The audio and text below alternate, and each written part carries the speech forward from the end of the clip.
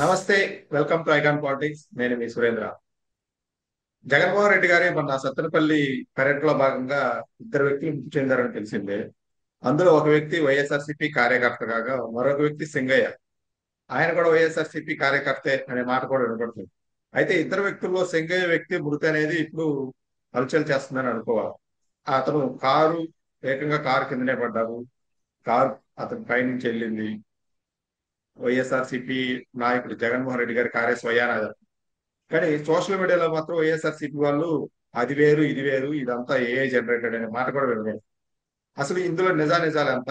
ఒకవేళ నిజమైతే జగన్మోహన్ రెడ్డి గారికి ఆ ఈ కేసులో ఆ, ఆ, A1 గానా, A2 గానా, A3 గానా దేనిలో చేర్చే అవకాశం? ఇదే విషయమై మనతో మాట్లాడడానికి ఉండబద్దలు గౌతమ్ గారు ఉన్నారు. నమస్తే సార్. నమస్తే సురేంద్ర. సార్, ఇద్దరు మృతి చెందారు. అందులో సింగయ్య అనే వ్యక్తి మాత్రమే బాగా హైలైట్ అయిందని చెప్పుకోవాలి. ఎందుకు? దీనికి కారణం ఏంటి? అసలు ఏ విధంగా దీనికి శిక్షలు అంటే మీకు తెలిసిన శిక్షలు ఏ విధంగా పడవచ్చు సార్ జగన్మోహన్ రెడ్డి గారు?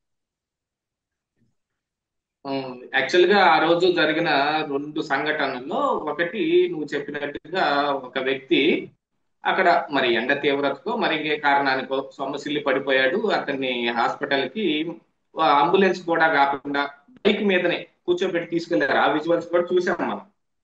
దాని తరువాత అంటే యాక్చువల్ గా ఈ సింగయ్యదే ముందు జరిగింది. అంటే జగన్మోహన్ రెడ్డి గారు ఏం చేశారు, ఆయన ఇంటి దగ్గర నుంచి సత్తెనపల్లి వెళ్ళటానికి ఒక 7-7:30 గంటల పాటు ఒక పెద్ద ప్రొసెషన్ నడుపుకుంటూ వెళ్ళారు. ఒక ఆ, ఉత్సవం ఈ టైప్ లో నడుపుకుంటూ పోయారు. దానికి కూడా వెనక్కి కొన్ని కారణాలు ఉన్నాయి. ఎందుకంటే ఇదిగో జగన్మోహన్ రెడ్డి వస్తున్నా కూడా చాలా ఎక్కువ మంది ప్రజలు వస్తా ఉన్నారు అనే దానికి ఒక ప్లాన్ చేయబడింది. ఎందుకంటే గతంలో రాజమండ్రి సెంట్రల్ జైలు నుంచి చంద్రబాబు నాయుడు గారు విడుదలైనప్పుడు ఆయన కూడా ఇలాగా ఉండవల్లి ఇంటికి వచ్చే లోపు ఒక 10-12 గంటలు సమయం పట్టింది అందరికీ అభివాదాలు చేసుకుంటా రావటం. యాజ్ ఇట్ ఈస్ గా ఇప్పుడు అలాంటిది ఒక కార్యక్రమే. అంటే అప్పుడు చంద్రబాబు నాయుడు గారు ప్రతిపక్షంలో ఉన్నప్పుడు ఎంతమంది జనాలు ఆ రోజున ఆదరించి బయటకు వచ్చారు అనే దాని మీద చర్చ నడిచింది. అదే విధమైన ఒక చర్చ ఇప్పుడు జగన్మోహన్ రెడ్డి గారు వస్తున్నా కూడా అంతమంది వస్తున్నారు, కూటమి మీద తీవ్రమైన వ్యతిరేకత ఉంది, అన్నిటి దృష్ట్యా ఇప్పుడు జగన్మోహన్ రెడ్డి పాపులారిటీ ప్రజల్లో పెరుగుతుంది అని చెప్పే ప్రయత్నం అన్నమాట. అది చేస్తున్న దాంట్లో గుంటూరు ఏటుకూరు రోడ్ లో దగ్గర జరిగిన ఒక ఇన్సిడెంట్ ఇది. దీనికి ఏంటి, జగన్మోహన్ రెడ్డి గారు కారులోంచి బయటకు వచ్చి డోర్ లోంచి అందరికీ అభివాదం చేస్తూ ప్లీజ్ నన్ను కొంచెం పోనివ్వండి. ఆ వీడియోలు కూడా కొంచెం వైరల్ అయింది, చూసావా? ఇట్లా అవును సార్. నేను కొన్ని సైగలు చేస్తా జగన్మోహన్ రెడ్డి గారు చేస్తున్నది.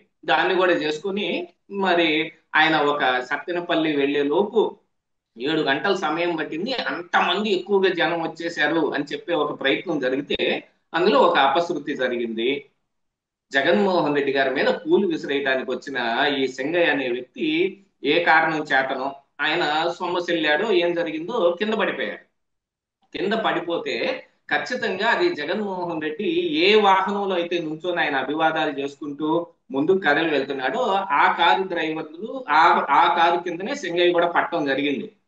ఒక మరి కారు డ్రైవర్ ని ఆపే ప్రయత్నం ఇద్దరు చేసినప్పటికీ డ్రైవర్ ఆపకుండా ముందుకే తీసుకెళ్లాడు. ఇప్పుడు ఆ డ్రైవర్ ఎవరు అనేది, ఆయన ఏదో ఏఆర్ కానిస్టేబుల్, కానిస్టేబుల్. ఆయన ఎవరనేది కూడా తెలియకుండా మరి జగన్మోహన్ రెడ్డికి ఆ, ఈ వాహనం నడుపుతూ ఉన్నాడు అనేది కూడా ఇప్పుడు బయటకు వస్తున్న సమాచారం. అయితే ఇక సింగయ్య మృతి దగ్గరకు వచ్చేటప్పటికి ఆయన కారు కింద పడ్డాడు. స్లోగానే కారు వెళ్తున్న సింగయ్యది బాడీ ఏమైంది, దాని కింద పడి టైర్ కింద దొర్లుకుంటూ ముందుకెళ్ళింది. అంటే యాక్చువల్ గా కారు పైకి ఎక్కించి వెళ్ళిపోయినట్టయితే సింగయ్య అక్కడికక్కడే మరి నుజ్జు నుజ్జు అయిపోయి, ఎందుకంటే అది బుల్లెట్ ప్రూఫ్ వాహనం, బాగా బరువుగా ఉంటది, బరువు. బాగా నుజ్జు నుజ్జు అయ్యేది, కొంచెం తీవ్రతగా ఉండేది. కానీ ఇదేం జరిగింది, చాలా స్లోగా వెళ్తుంది కారు.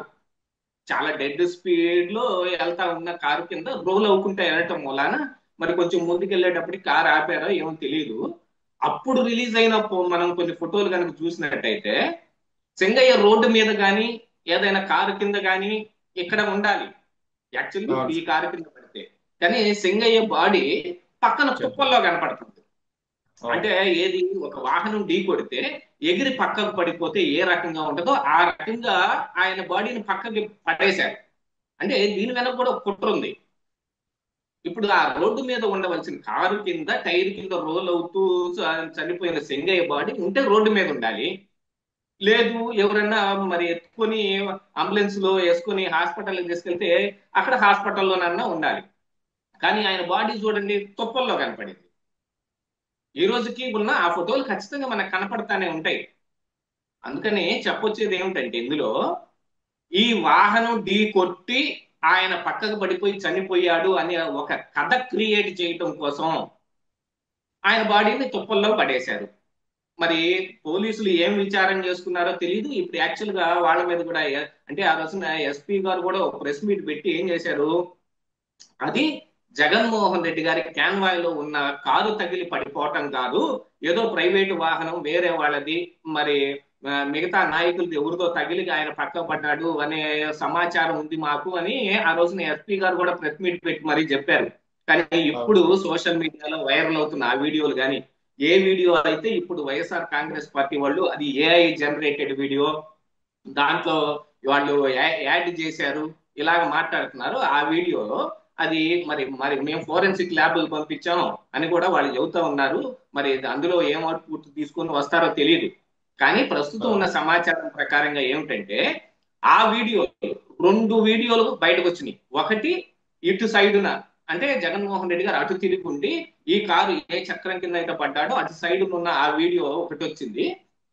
ఇంకొకటి కొంచెం ఫ్రంట్ సైడ్ నుంచి కార్ ఫ్రంట్ సైడ్ నుంచి ఉన్న వీడియో ఒకటి బయటకు వచ్చింది.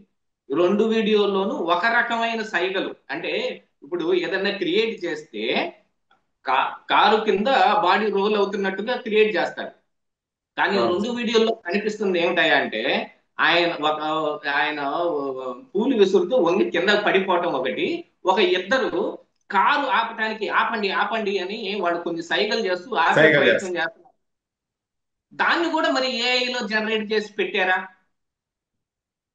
ఆ విషయానికి ఏం క్లారిటీ లేదు. అసలు ఇందులో యాక్చువల్ గా కుట్ర ఏమిటి అని అంటే, చనిపోయిన విషయం సెంగయ్య ఆ కారు కింద పడి చనిపోయిన విషయం ఆ రోజునే అప్పటికప్పుడే ఆ డ్రైవర్ కి గాని అందులో అభివాదం చేస్తున్న జగన్మోహన్ రెడ్డికి గాని ఆ పొసెషన్ ని ఏర్పాటు చేసిన వైసీపీ నాయకులైన నిర్వాహకులకు గాని ముందుగానే తెలుసు. తెలిసిన దాన్ని ఏం చేశారు, మ్యానిపులేట్ చేయటం కోసం ఆ బాడీని ఎత్తి తుప్పల్లో పడేశారు. తుప్పల్లో పడేసి అంటే తగిలి పక్కకు పడిపోతే మాకు తెలియదు మేము వెళ్ళిపోయాం అనే చెప్పే ప్రయత్నం చేశారంటే ఇందులో కుట్ర కోణం ఏముంది అనేది మనం గుర్తించాలి. జగన్మోహన్ రెడ్డి కారు కిందే పడి చనిపోతే అది చాలా పెద్ద మ్యాటర్. దాన్ని డైవర్ట్ చేయటం కోసం చేస్తే మరి పోలీసులు కూడా వాళ్ళకి ఏమైనా వత్తాసు పలుకుతున్నారా? దాన్ని కూడా గమనించాల్సిన అవసరం ఉంది. అంత అర్జెంట్ గా ఎస్పీ గారు ప్రెస్ మీట్ పెట్టి మరి అది వేరే ప్రైవేట్ వాహనం అని ఎందుకు చెప్పారు? అసలు ఈ వీడియోలు ఎవరు తీశారు? ఈ వీడియోలు తర్వాత వాళ్ళకి ఎలా వచ్చినాయి? నాకున్న సమాచారం ఏమిటి అని అంటే ఈ వీడియోలు ఇంటెలిజెన్స్ వాళ్ళు తీసిన వీడియోలు. ఎందుకంటే ప్రతిపక్ష నాయకుడు వస్తున్న ఈ సమయంలో ఆ సమయంలో అక్కడ ఏదైనా జరిగితే ప్రభుత్వానికి చెడ్డ పేరు వస్తుంది కాబట్టి వాళ్ళు ఏం చేశారంటే అక్కడ కొంతమందిని ఇంటెలిజెన్స్ వర్గాల వీళ్ళని అందులో పెట్టి మఫ్టీలో పెట్టి దాన్ని మొత్తం వీడియోలు తీస్తారు. ఆ తర్వాత ఏదైనా అవాంఛనీయ సంఘటనలు జరిగితే దాంట్లో నుంచి ఇన్ఫర్మేషన్ తీయటానికి ఉంటది. అలా తీసిన ఆ వీడియోలోదే ఈ వీడియో. అది పోలీసులకి ముందుగానే అందించబడినప్పటికీ కొంత మేనేజ్ చేసే ప్రయత్నం జరిగిందనేది కూడా ఇక్కడ గుర్తించాలి. అంటే ఇందులో సెంగయ్య మృతి అప్పుడు కారు నడిపిన ఆ డ్రైవర్ కి తెలుసు, అభివాదాలు చేస్తున్న జగన్మోహన్ రెడ్డికి తెలుసు, ఆ నిర్వాహకులు ఎవరైతే ఉన్నారో వైఎస్ఆర్ నాయకులు ఆ నాయకులకి తెలుసు, ఆ చుట్టుపక్కల ఉన్న కార్యకర్తలకి తెలుసు. దీంతో పాటుగా పోలీసులుతో ఇలాంటి ఒక స్టేట్మెంట్ ఇప్పించటం వెనకున్న కారణాలు ఏమిటి అది ఈ రోజున పోలీసులు కూడా చెప్పాలి. ఇప్పుడు నేను ఎస్పీ గారు అయితే ఇప్పుడు మరి ఆయన నాకు సరైన సమాచారం లేక నేను అలా చెప్పానను, అప్పటికి మాకున్న సమాచారం ప్రకారం అలా చెప్పవలసి వచ్చిందనో ఏదో చెప్పి తప్పించుకునే అవకాశం ఉంది. కానీ క్లియర్ గా మనం విశ్లేషించుకుంటే గనుక పోలీసులు ఈ నిర్వాహం ఏదైతే ఇప్పుడు పాల్పడ్డారో దాని వెనకున్న కుట్రను కూడా ఛేదించాల్సిన అవసరం ఉంది. ఇప్పుడు అంటే పోలీసుల్లో ఇంకా జగన్మోహన్ రెడ్డి తాలూకు వాళ్ళు ఉన్నారా? ఆ గుంటూరులో ఉన్న వైసీపీ నాయకులు మ్యానిపులేట్ చేస్తే మ్యానిపులేట్ అయ్యే వాళ్ళు ఉన్నారా అనేది కూడా ఇప్పుడు ప్రభుత్వం గుర్తించాలి. ఎందుకంటే ఇది మొత్తం యాతావాత వచ్చి ప్రభుత్వం మీద చెడ్డ పేరుకే వస్తుంది. అవును సార్. దీంతో పాటు ఇప్పుడు వైసీపీ నాయకులు వేరే ఇంకోటి కూడా ఇలాంటిది ఒకటి జరుగుతుంటే అక్కడ చుట్టుపక్కల సెక్యూరిటీ ఎందుకు లేదనే ప్రశ్న కూడా వాళ్ళు కొంచెం లేవనెత్తా ఉన్నారు. కానీ అసలు ఈ పొజిషన్ కి కానీ ఈ ఆ ఏ ఊర్లో అయితే ఆ విగ్రహం ఆవిష్కరణ చేస్తున్నారో అక్కడికి కానీ పర్మిషన్స్ ఏమున్నాయి? పర్మిషన్.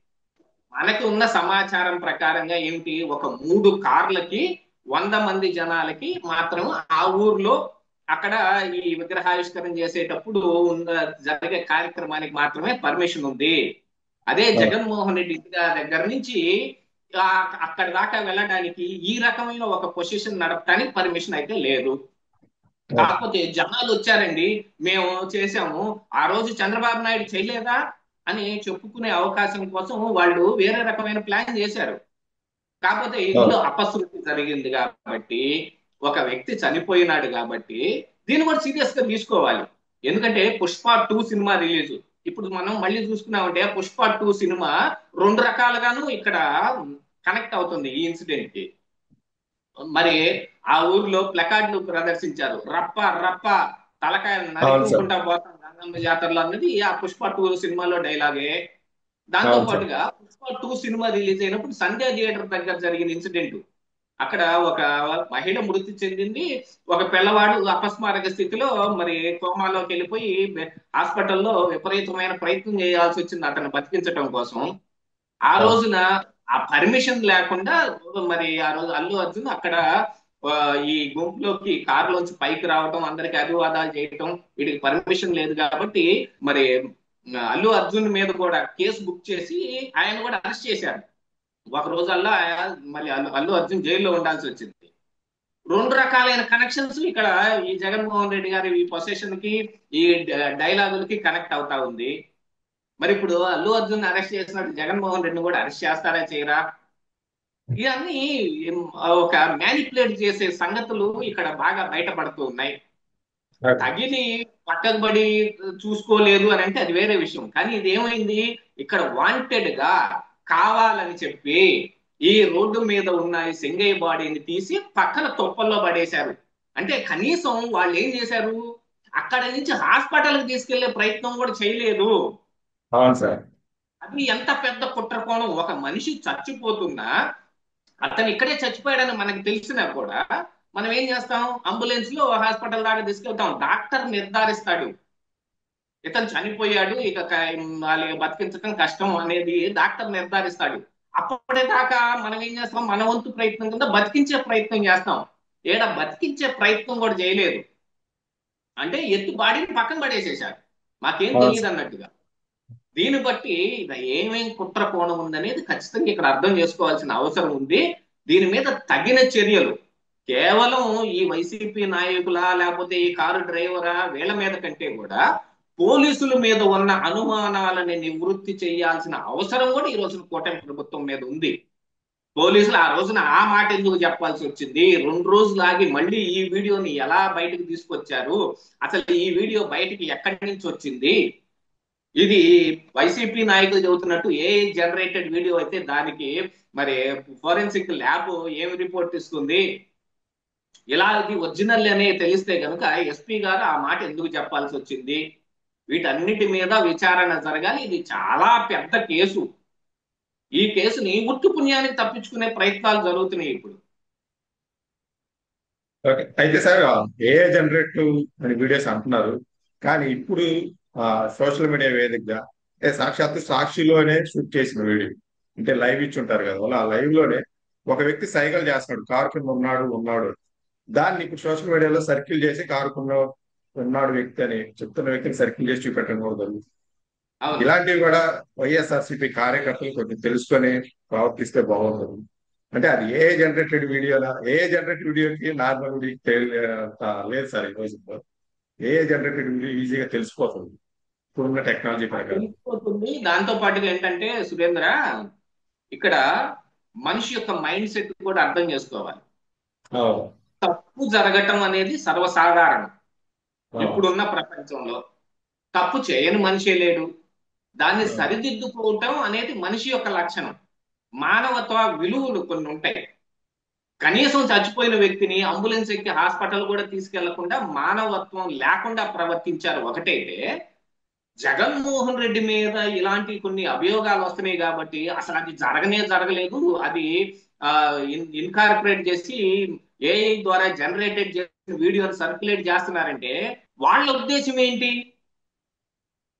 జగన్మోహన్ రెడ్డి చేసిన తప్పుని కాపాడే ప్రయత్నంలో మళ్ళీ వీళ్ళు తప్పు చేస్తున్నారు. అవును. ఎవరైతే అది ఏఐ జనరేటెడ్ వీడియో అంటున్నారో వాళ్ళ మీద కూడా బాధ్యత ఉంది, అది ఏఐ జనరేటెడ్ అని ప్రూవ్ చేయడానికి. అవును సార్. ఆ రోజున పాస్టర్ ప్రవీణ్ మృతి జరిగినప్పుడు కూడా, యాక్సిడెంట్ జరిగినప్పుడు కూడా, కాదు ఇది హత్య అని వాదించిన వాళ్ళందరూ తర్వాత పోలీస్ స్టేషన్ పిలిచి వాళ్ళందరినీ విచారణ చేస్తుంటే ఆ జాన్ బెన్నీ లింగం కావచ్చు, ఇప్పుడు కోర్టుకు కూడా వెళ్లి అబాస్ పాలయ్యాడు హర్ష కుమార్, హర్ష్ కుమార్. ఒక శవం మీద పేలాలు ఏరుకునే రకంగా వీళ్ళు రాజకీయం చేయడానికి కూడా బయలుదేరారు. వాళ్ళు కూడా అవును. ఈ రోజున చేస్తున్న ప్రయత్నాలని దీనికి రెండింటికి సమానంగానే కనపడుతున్నాయి. ఆ అవును. పాస్టర్ ప్రవీణ్ మృతి మీద కూడా ఈ ఇలాగా కొన్ని ఉద్రిక్త పరిస్థితులు తీసుకొచ్చే ప్రయత్నం వెనక వైఎస్ఆర్ కాంగ్రెస్ పార్టీ ఉంది. ఎందుకంటే ఆ జాన్ బెన్నీ లింగం అనే ఆ వ్యక్తి గతంలో వైసీపీలో ఒక ముఖ్య పాత్ర పోషించటం, అటు భారతీరెడ్డికి ఇటు జగన్మోహన్ రెడ్డికి బాగా సన్నిహితమైన వ్యక్తి అవటం, ఆయన ఇచ్చిన స్టేట్మెంట్ ఒకవైపు ప్రార్థనలు చేసే గుంపు ఉంటే మరొక వైపు మా మేము అందరినీ చితగొట్టే గుంపులు, ఆ, దేనికైనా తెగబడే గుంపులు ఉన్నాయి అని మాట్లాడాడు. అంటే అవును. ఇలాంటి తెగబడే గుంపులు ఇప్పుడు మరి వైసీపీలో కూడా ఉన్నాయి కదా అని అనుకోవాల్సిన పరిస్థితి వస్తుంది కదా. అవును సార్. Okay sir. ఏదేమైనప్పటికీ ఈ విషయం ప్రభుత్వం శిక్ష పడేలాగా చేయాలని కోరుకున్నాను సార్. మీ అభిప్రాయం తెలియజేసినందుకు ధన్యవాదాలు సార్.